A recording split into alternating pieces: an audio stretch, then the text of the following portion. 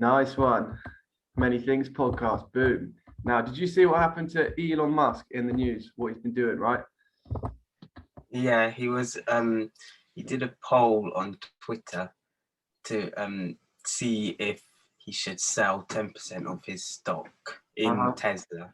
The 24-hour poll, 58% of the 3.5 million responses called for him to sell the stock.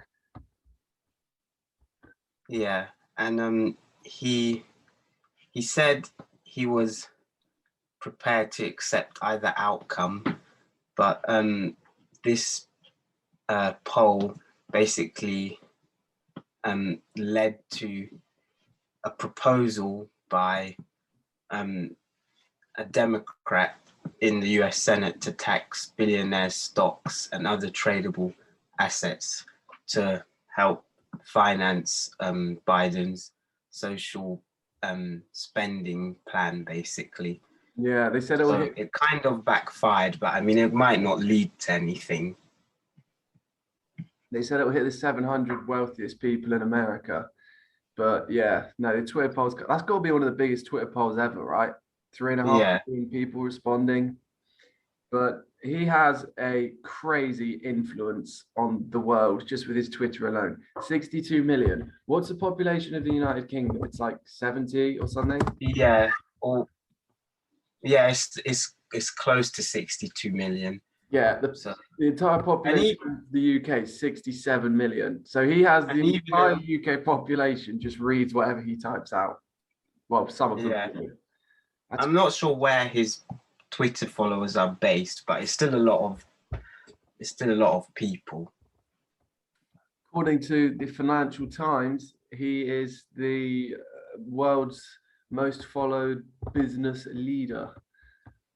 Because have you seen Jeff Bezos' Twitter? He only has 3 million followers, but he kind of tries to do these like funny tweets to like win loads of retweets and shit. He tries to copy what Elon does, but I don't know. It's just not quite as funny, to be honest.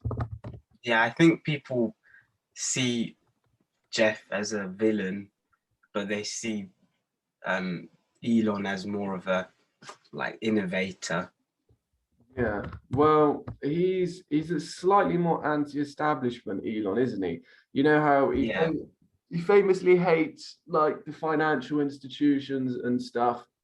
When I read his biography, sorry, someone else wrote it a couple years ago.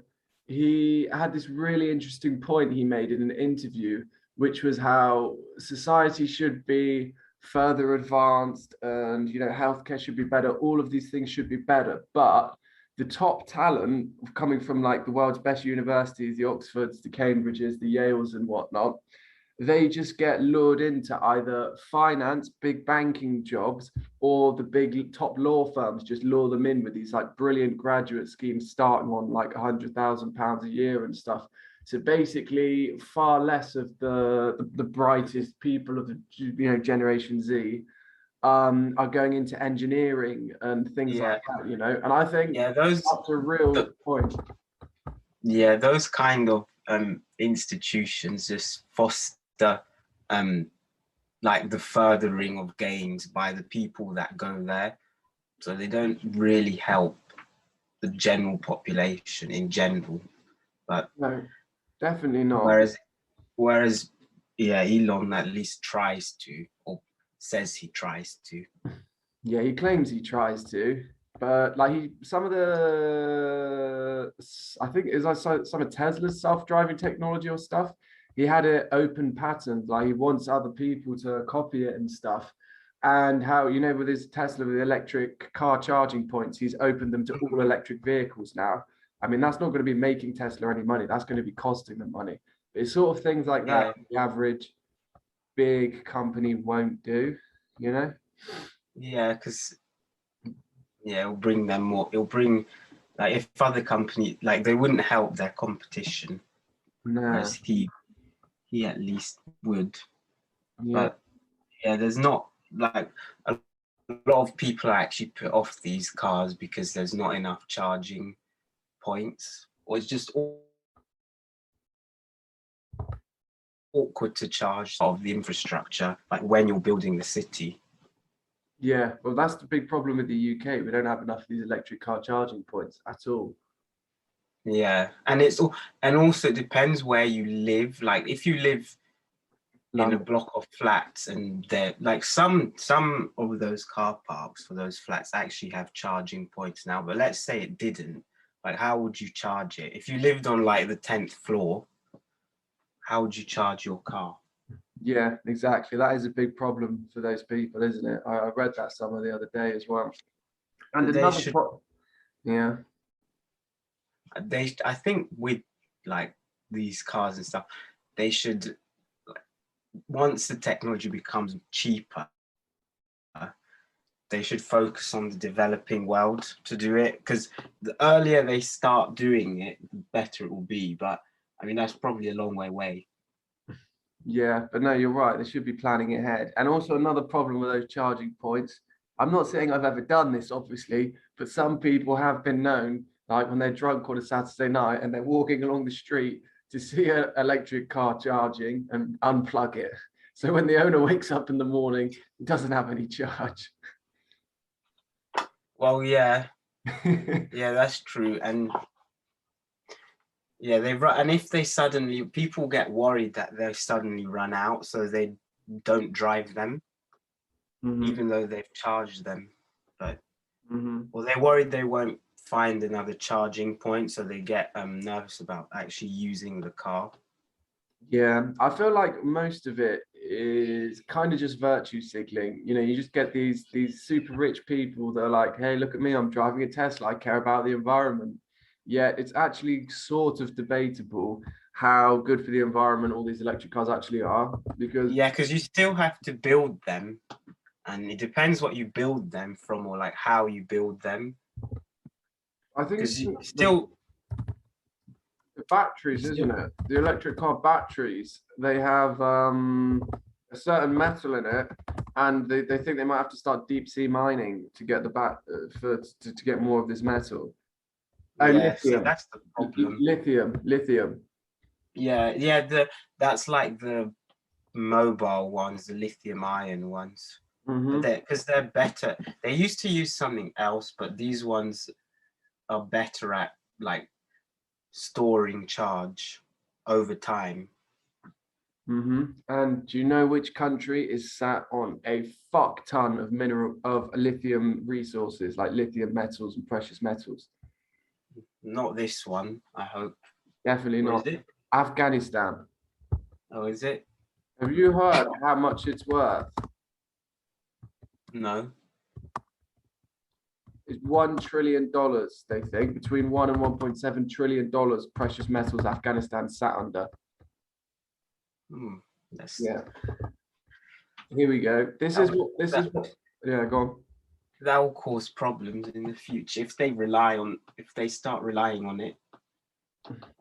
Well, you've got to think, why the fuck has everyone been warring over Afghanistan for so long? Oh yeah, it could have something to do with that resource, because if it has other uses, especially. You know Al Jazeera News? Yeah. Yeah, on the 24th of August, Al Jazeera News put out an article. As US exits Afghanistan, China eyes $1 trillion in minerals. And the Taliban said, you know, they're going to start working with China. So basically, Afghanistan, once they are officially recognized as a government, they're going to be on better relations with China than they are of the West, they think most likely. But the thing that made me laugh is how CNN and some of these other American news companies, as soon as the Americans pulled out of Afghanistan, they started posting all these news articles about, oh, how China are after the Afghans' minerals. It's like as if like the fucking US weren't doing the same thing. And it's funny how they never mentioned that when the US were occupying the country. Yeah, it's fine when they do something, but when someone else does, it's like when they say, oh, Putin's meddling in elections, when they basically did that in South America in the last century. Yeah. South America, Iran, Nicaragua, everywhere. I think it was the British intelligence. Was it Iran? I think it was Iran, when they basically yeah, helped organize and facilitate a coup.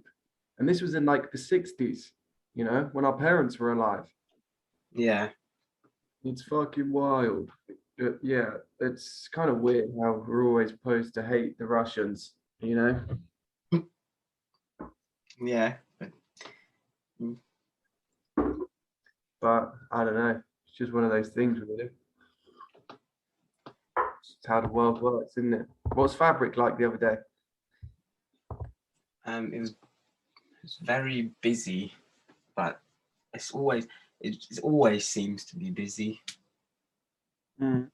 What was it? House music? Yeah, or more techno, but it's such a weird layout in there. Everything's really spread out, but it's like from the outside you wouldn't know because it's all most of it's like underground. Okay. Is it the biggest nightclub in London?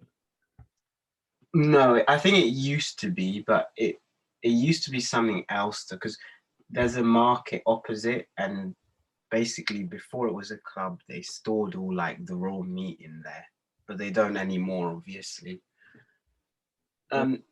It's one of the biggest, but I think it used to be the biggest, but then they build. Thing is now they just use like random buildings and make them into clubs, but they won't actually be a proper club, so they don't actually have toilets that are built, for example. Seriously? Well, they're Portaloos. Or bars, they purpose built ones like a normal club would. That's Yeah. weird. That's weird. Considering it's such a famous, like, probably the most famous club in the UK? Well, Fabric does have toilets, but other ones, like the really big ones, because they weren't actually built as clubs, some of them. But that one is Fabric. What's the mayor of London's name? Is it Sadiq Khan? Yeah. I said that right? Yeah, he's apparently pro nightlife, isn't he? He's trying to support the nightlife economy. Is that true? Well, I don't actually know his exact policies, but I think with these lockdowns, you can't really support nightlife, or it goes against nightlife really.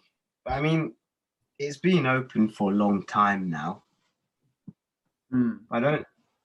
I don't think he was opposed to vaccine passports, which is harmful to nightlife. So we'll see.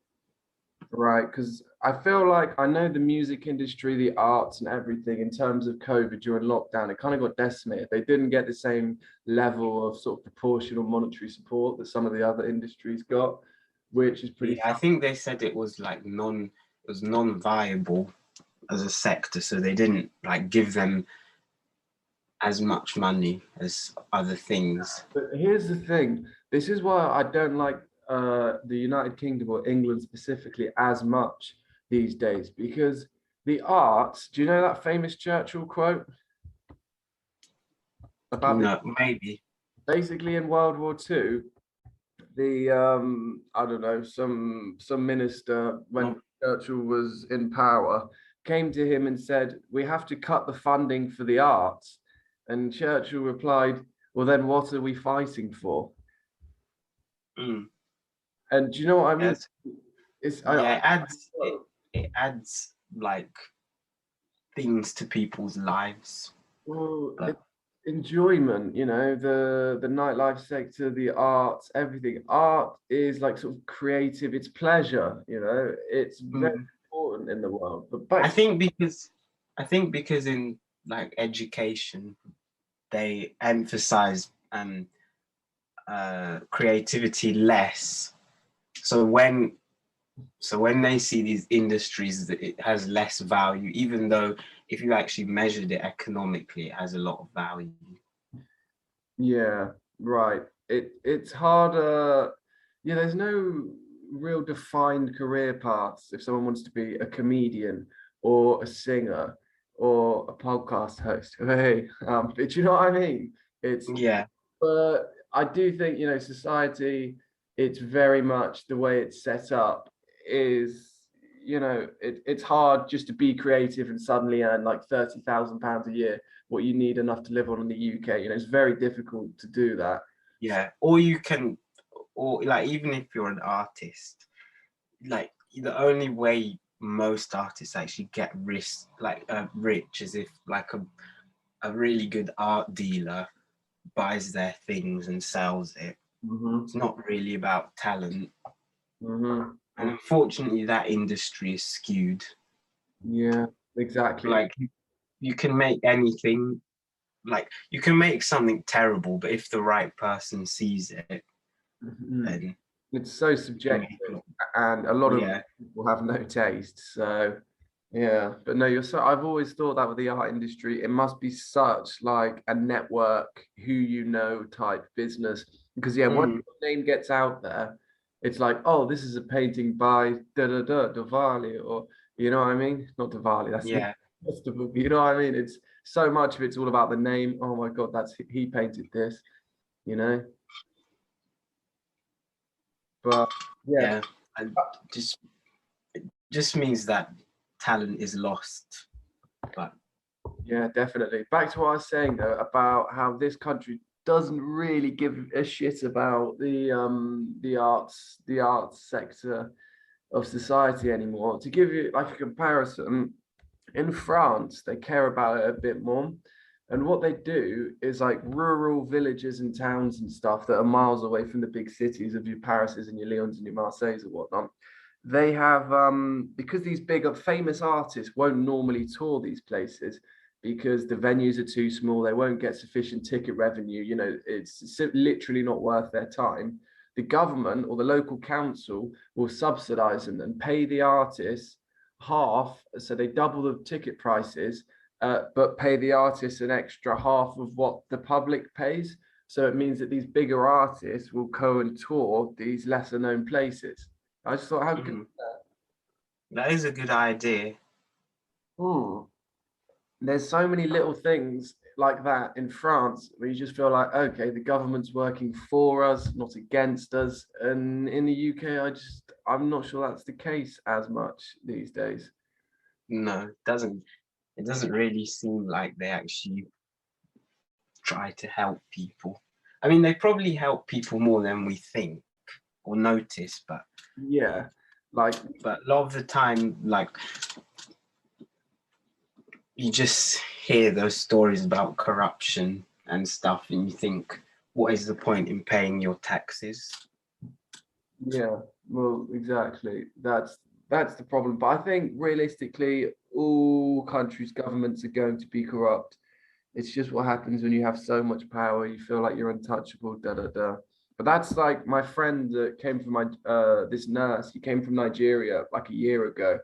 And even he noticed, he was like, wow, I was really surprised, Harry. The UK is actually quite corrupt. I wasn't expecting it to be this corrupt for your politicians.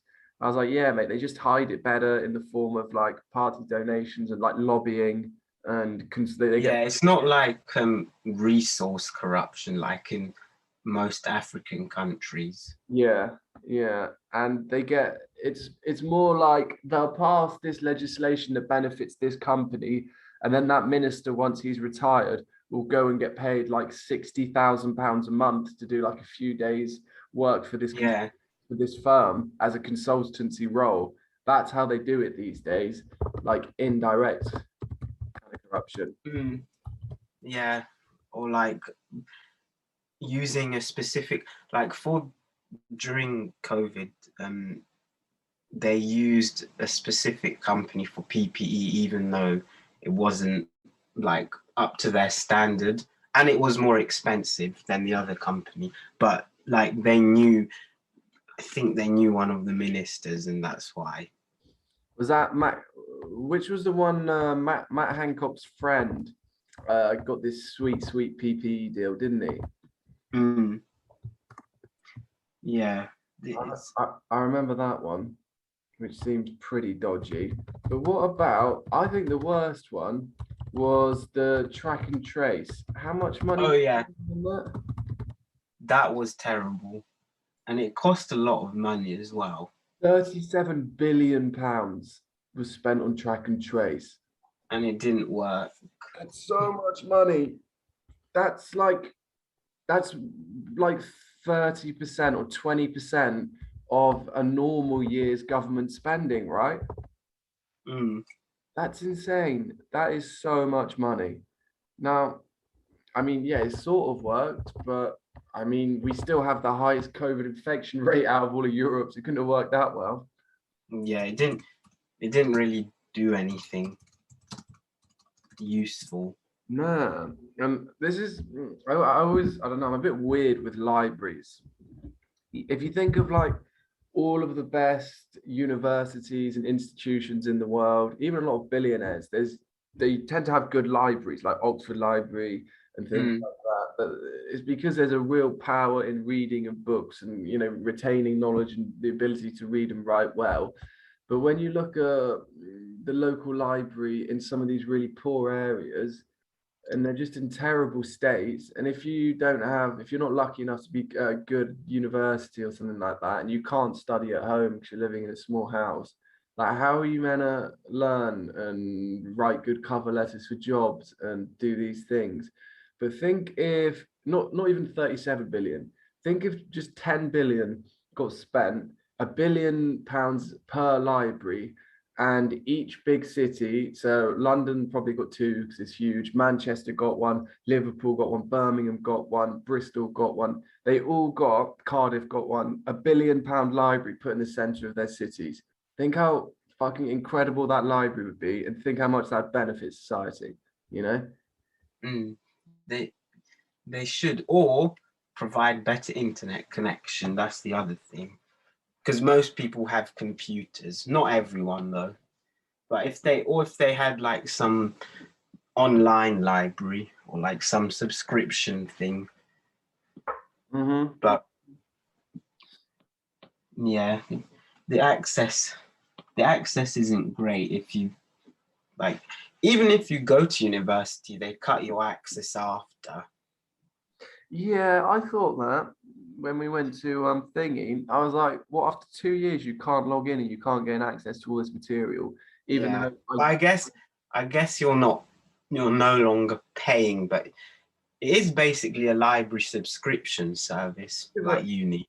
I This spent is what I was thinking. £27,000, I should get more than a Well, yeah, subscription, you know? And especially when you think of, have you seen how much universities, how saturated they are now for undergraduate degrees compared to even 10 years ago? yeah, they should. I was thinking they should like cut a lot of um the available courses, the ones that aren't that useful, because then it would discourage people. Like people would only go if they actually were to get something out of it, Yeah, or make it harder to get in. But I think they should just like lower the amount of courses they offer no, I and agree. maybe focus on like apprenticeships and other things, because there's loads of other means of like getting qualified that isn't university. Yeah, exactly. Well, the apprenticeships, I know I have this one friend, didn't go to university, did this apprenticeship. I don't want to say where it's at, but it's like a sort of business-ish type engineering-ish one, and doesn't have any university debt. He's 25 and he is earning a shit ton of money. Like he's doing so well, but apprenticeships don't really get touted, or they're not really, no one explains to you how good the value of some of these business apprenticeships are. Mm. It's just Yeah, the lack that's true. I of think the lack of debt is the sweet thing about them, you know. But I was chatting to my friend's mum the other day, and she used to be a lecturer at UCL, mm, and she was saying how in 1980, I think it was 9% of people of the age went to university, whereas now it's over 50%.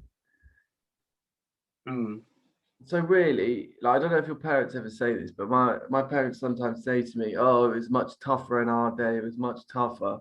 Like, if you went to university back then, it definitely wasn't much tougher to get a good job and do well, was it? Well, yeah, there was less competition, like less people who were also trying to get the same job, and at least then they got grants because there were less people that actually needed to be paid for. Like if they try to do grants now, the thing is it's too much income for them. Like the current system gives them so much income, there's actually no incentive to lower the amount of courses, even though it would make sense, because it's basically a business now. Well, that's the problem. Sorry, I just choked on a bit of paper I was chewing. It came back out though. It's still less expensive than international students. They're paying a fortune. And they have to pay for travel, although most international students tend to be richer. Yeah, they have to be, because the pound is very strong. The pound's one of the strongest currencies in the world. So unless you do have quite a bit of money, it's very difficult to live. And all your living costs are suddenly 3 or 4 times higher compared to the average country. But the international students, they're more strict on their attendance at university. Yeah, I was told that because they basically have visas, or if their attendance basically affects their right to stay, or like their grants or something. So if they're not going in, then there's an argument for them not to like be here, basically. Yeah, they don't have the right to stay in the country unless they're studying, which is kind of makes sense. But I mean, yeah, if it's costing the country, then it makes sense to do that. But I kind of think that the visas, like once they finish uni, they have, is it 1 year or 2 years until they get kicked out if they don't find a good job, which is kind of harsh. Because I know I'm not sure, but yeah, there's a time limit. There's a cut-off time, because I know someone, I think it was one of my sister's friends, and he literally got deported because he didn't get the job in time. Do you think he spent, I don't know, like 70K pumped into the UK, paying for his international fees and living costs and stuff? Yeah, that's unfair. Chucked out.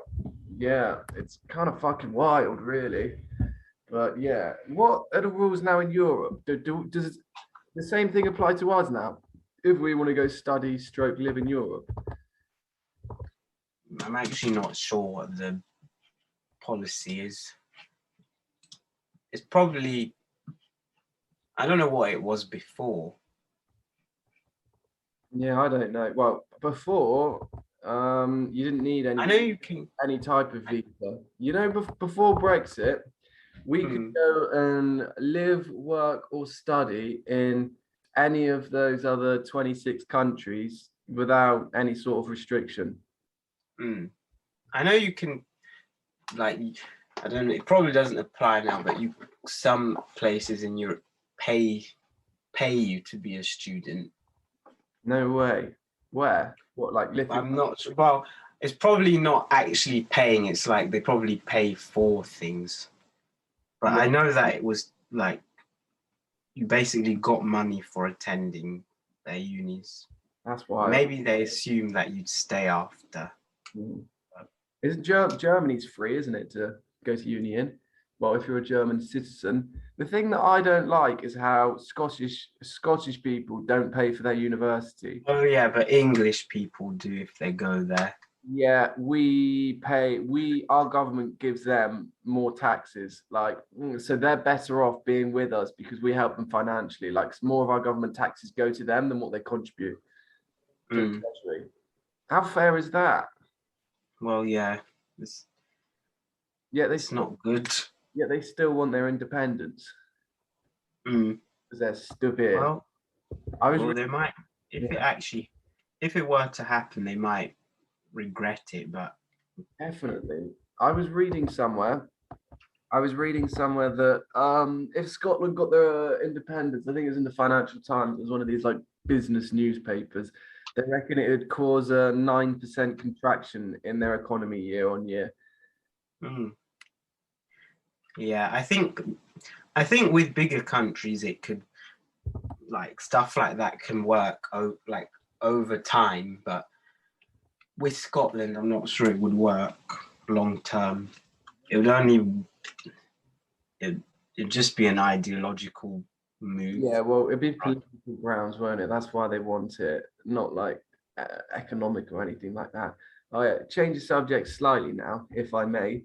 I was speaking to somebody the other day who he said when he bought his house in Bath, in the contract is that there's this lord, you know, like lords of that own like land and things. Yeah, this lord in Bath has this rule basically, and it's written into the legal purchasing and buying of houses that you own the right to all the land you own and to your property itself. But if any minerals are found, precious minerals are found underneath your house or the land on your land, this lord owns the right to those minerals in Bath. I think I've heard of this. That, I mean, it kind of wait, do they own so they don't own the house, they just own the minerals, if there are any. Yeah, yeah. So they basically own the land, but they've just reworded it. But I mean, it would make sense. It makes sense why they'd want to do that, but that.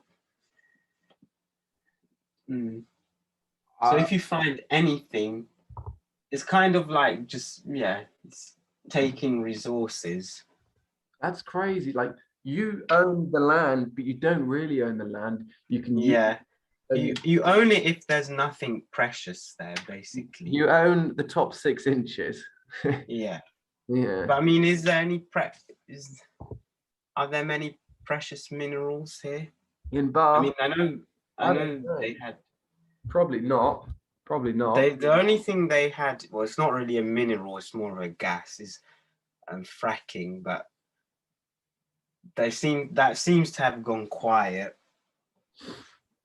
recently. Yeah. People are always protesting about that, aren't they? Because is it like the methane or something? They think it can get into like people's water supplies and stuff. I've watched. Yeah, and I think it can cause earthquakes. Yeah, like when they're extracting it. But apparently, it's quite a good, like, generally, it's quite a safe resource. But yeah, because I watched this video when they're in America, and this woman turns on her tap, and then holds. Oh yeah, and the water's like brown. Some crazy gases kind of getting into the waterworks. Yeah, I think fracking is fine and it's good to do, but I wouldn't want people fracking near where I live. Well, that's the thing. It's good. It's good if it's not near you. Yeah, exactly. It's one of those things. So is it actually good? Probably not. But I mean, I don't think it would be like all these resources and saying, oh, we shouldn't use this, we shouldn't do that. The only way you would actually achieve like all these targets is if basically most of the world didn't exist, like the population. Because think of like all the people in the developing world. You can't now say, oh, you have to live with all these restrictions and can't enjoy the luxuries Westerners did, because we, like the West did. We've done it. We fucked it up already. Yeah, caused most of the problems, but like it's unfair to then say others can't experience the same things just because we've had enough, basically. Yeah, exactly. Unless you make good technology, then it's possible. But if you're still using diesel cars in Africa or whatever, then it's kind of meaningless us saying we need to cut down all these things. And also people are unwilling to change their lifestyle, like food and stuff. But also, like a lot of emissions, like 58% of emissions come from animal products. But the other problem is stuff like, all these vegan foods that use seeds and stuff. You have to create like an area to grow the food, and it uses a lot of water. So on balance, it's probably better, but it still uses up resources. It's not perfect. Well, my no, it's true. My friend Livy, she posted this thing on Instagram the other day, and she's doing like a PhD in plastic pollution in the ocean. And she was basically like, anything that has the name vegan slapped on it, people instantly assume it's good for the environment, it's sustainable. Whereas loads of this sort of vegan clothing still has like plastic pollutants and like these pollutants in it and stuff. It's have you heard of the phrase greenwashing? Yeah. Yeah, Yeah, that's plastics a big problem. it's a huge problem.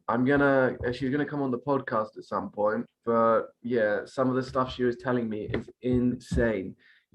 Fish in the ocean, because this plastics they're ingesting is messing up their hormones so much that the fish in the ocean are changing genders. Some of these fish. Yeah, it's causing, and also because it's in like the food chain. Obviously, we eat it as well, so it's just going round in a cycle. It bioaccumulates in individual fish and then it biomagnifies. Biomagnification is when bigger fish eat all the small fish. So the toxicity levels increase, is more intense in the bigger fish what we're eating. Mm. So like the Japanese businessman spending like $500,000 on tuna probably won't like that. But yeah, it's kind of true. Have you seen that? Yeah. How much the big tunas go for? The what? World's like tuna, the big tuna. Mm. How much it goes for? No. It is crazy. Okay, BBC. Tuna king Kiyoshi Kimaru on his most expensive fish. A Japanese sushi tycoon paid a whopping 2.5 million pounds for a giant tuna, making it the world's most expensive. It weighs 278 kilos, which if you're American listening, about 40,000 pounds. That's fucking wild. That is a lot. 2.5 million pounds on a fish. But are they like really rare or something, or do they taste different? Or... I don't know. I mean, they got to be more rare than like 60 years ago, right? But yeah, I don't know why. But that's fucking nuts. 2.5 million quid on a fish. So That is a lot, but I mean, people will pay ridiculous amounts for some foods. But I mean, and they probably only give you a tiny, like if you were to eat that somewhere, they'd probably give you such a tiny portion. And or like, how much would you even charge for that? Like if you were to cook it, because you'd make a loss. Like how unless it's so giant, you can make loads of pieces out of it, but I don't know how it works. It looked like the size of a calf, like a baby cow, or maybe a sheep. It looked like the size of a sheep. So there's no way it gets its value from selling the meat. Yeah, I'm not sure what they do with it. Would you do? Stick on the mantelpiece? Yeah, I don't know what. Like, why would something even cost? I wonder what like the most expensive food like ever sold has been, like the raw product, because that 2 point whatever that was sounds like a lot of money, or more than anything else. I'm reading here, it says white pearl albino caviar is perhaps the most expensive food item in the world, made from rare albino fish eggs. Oh, so it's albino, so it's white caviar. Costs $300,000 per kilo. Yeah, that's a lot. It's insane. And how much is a normal serving? Maybe like 100 grams. So that's what? Yeah, it's tiny. $1,000 for 100 grams. So $30,000 breakfast on a bit of toast or something. Yeah, it's not. It's like those when they have those really old bottles of champagne or like wine, and it's some ridiculous price. You get those rich Arabs just go in there blowing like $10,000 per bottle and stuff. I mean, it's not, the thing is, it's expensive. It's not expensive to some people. That's the thing. It's relative. It's like me or you going out and spending 50 quid on a night out. Probably hurts us more, you know? Yeah, but for some people, that's like they'll spend that on breakfast, or like on one item. Yeah, go to like the Ivy, have a nice expensive brunch. But you know, like bull semen's super expensive. That's like, Yeah, I heard about that. that's $30,000 a liter, I think, or a gallon maybe. But it's because if you have a really a quality breed of bull that has brilliant genetics and stuff, you buy a bit of the semen and then artificially inseminate all your cows, and then you get some super calves. Yeah, I've seen those. What the says here, scorpion venom is the world's most expensive liquid. Guess how expensive scorpion venom is? I'm not sure. Per gallon, so 4.6 liters per gallon. I don't know, few $100,000. $39 million. Did you hear that? Hello? Hello? What's the actual? What's the use? I don't know. I tried reading this article, but it slowed the internet down a little. Oh no. Does that just ruin the recording? Hello? Well, it stopped, but now it's recording again. Yeah, but do you think it must have saved the rest of the recording? I think it saved it and then restarted. Yeah. Oh, it means I'm gonna have to edit. Editing when there's like drops in connection is so long. It'd be all right. But yeah, man, I couldn't find out why, but that is ridiculous, isn't it? $39 million for some scorpion venom. Yeah, there's also this other, forgot, it's not a crab, it looks a bit like a crab, but they use like the blood. They use like the blood for something. I think they use it for vaccines actually, and that was causing problems. And they had these like farms where they like harvest it. What? Are you serious? They have farms. Yeah. So they have farms where they had this crab things. Well, it's not a crab. I forgot what they're called. They're like one of the oldest animals, or like haven't changed for thousands of years. I forgot what they're called, but they look a bit like crabs. That's wild. And they're growing these things in farms. Well, they like here, horseshoe crab blood, the miracle vaccine ingredient that saves millions of lives. What? This is mental. Yeah, it's a horseshoe crab, and they extract them. It has blue. Its blood is like bright blue, and it has antibacterial properties. That's wild. What vaccines is it in? Well, it's in. Don't mention the name. I don't want to guess. Well, I think it. Well, let me. The vaccine everyone's taking. That one. Well, it just yeah. It says it's playing a part in the creation of that vaccine. Yeah, we can't mention the actual name or the C word because the government will come and shut us down. But I don't know if it's causing like problems with the crabs. But I mean, if someone took all my blood, that'd probably cause. Well, yeah, I'm not sure how much of the blood they actually take, but I mean, yeah. Like someone I know that's been a nurse for many, many, many years. She told me that human blood isn't actually red when it's inside the body. Human blood's a different color inside the body. Yeah, I heard that.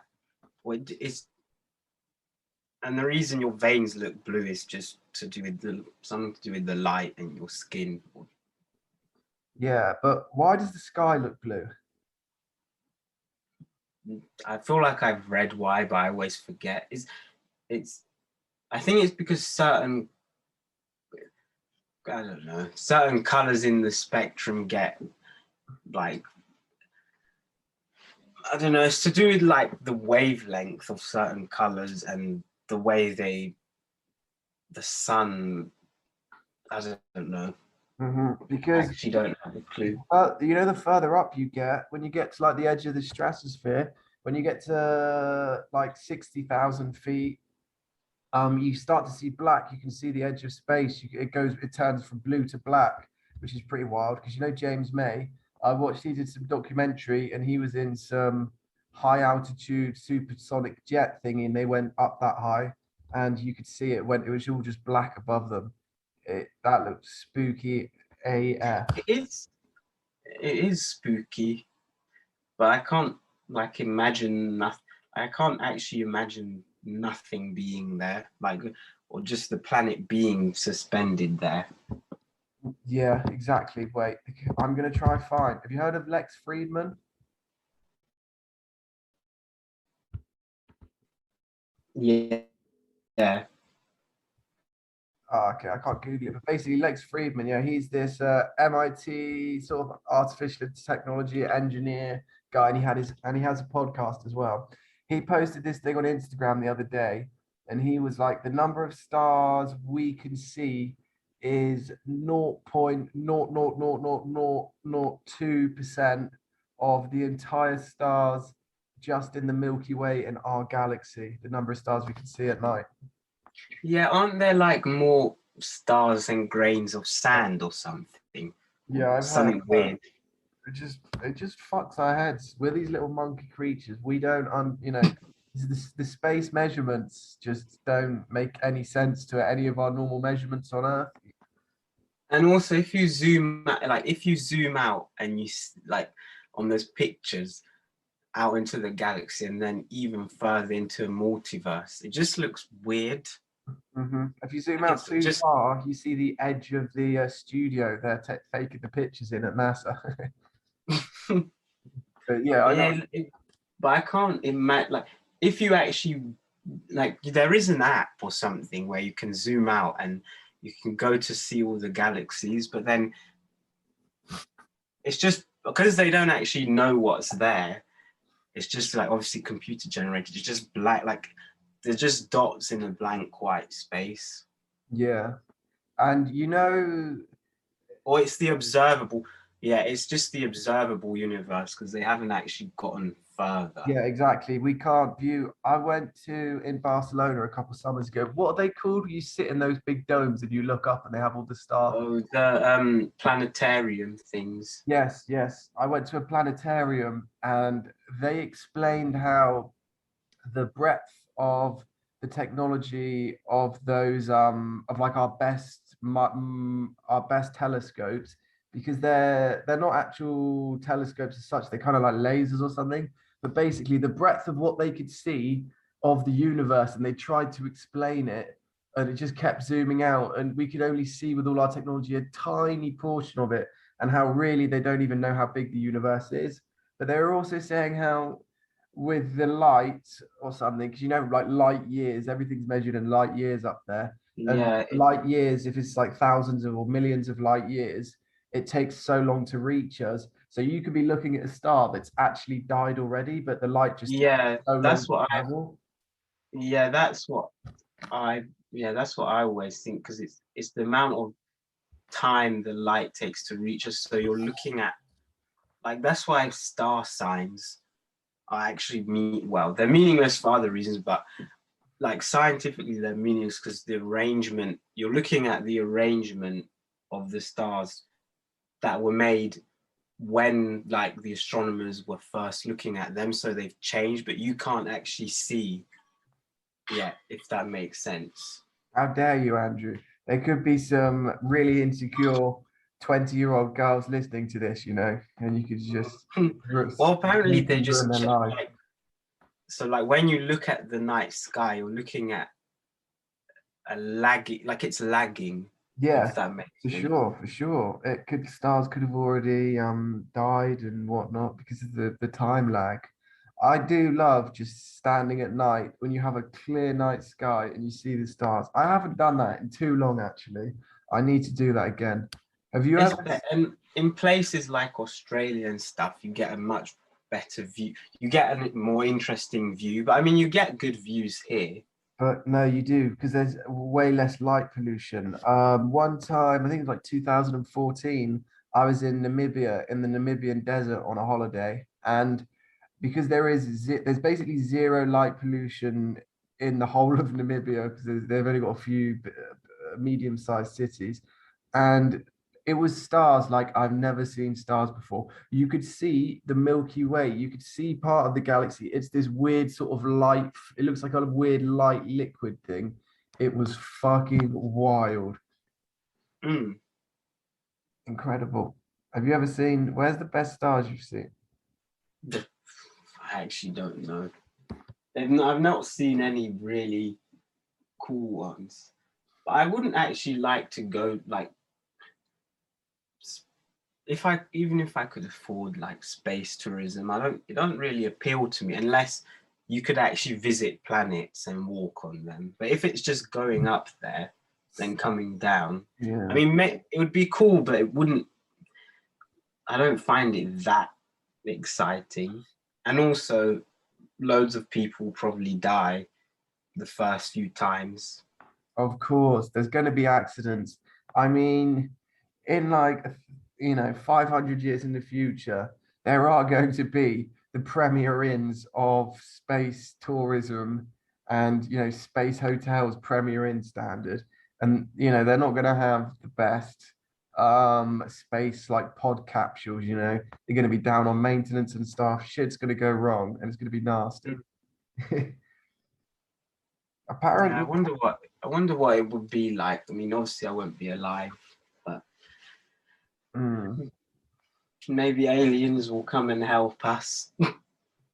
They'll feel sorry for us. Apparently, Justin Bieber's booked, I think Virgin Galactic on their space travel. He's spent like $250,000. He's got one of the seats on the space rocket thing. I'd be so nervous about going first on that. Yeah, maybe wait 10, 20 years. Let a couple of billionaires explode and die first. Will they explode or would they implode because they're in space? I think they'd implode, right? Being in a vacuum. Yeah, it would not be good to be on there. It'd be cool if it worked. Yeah. I mean, yeah, I mean, normal space rockets go wrong half the time. Was it Apollo 13? Which was the Apollo that blew up on launch? I'm not sure actually, but that's bad. Even on launch, like yeah, especially when you had tens of millions of people watching it live all around the world. I'm surprised they didn't do a delay because I know it was that guy that did the tight rope walking across the top of two buildings. And then I remember that. Yeah, and what they did, I was reading about that. What they did was when he did the walk, they broadcast it live, quotes, because they actually broadcast it with a 10-second delay in case he fell. So they could just cut the recording before he fell, which is pretty smart, a good idea. Yeah, they should maybe do that with rocket launchers, Then if people actually turn up to the place where they're launching it from, then they'll see. But yeah, people watching on like TVs won't. Yeah, no, definitely. Mate, it's 2:15 and I need to go library. Is it right if we wrap this up? Okay, let's do that. Nice one. All right. See you, folks. Bye.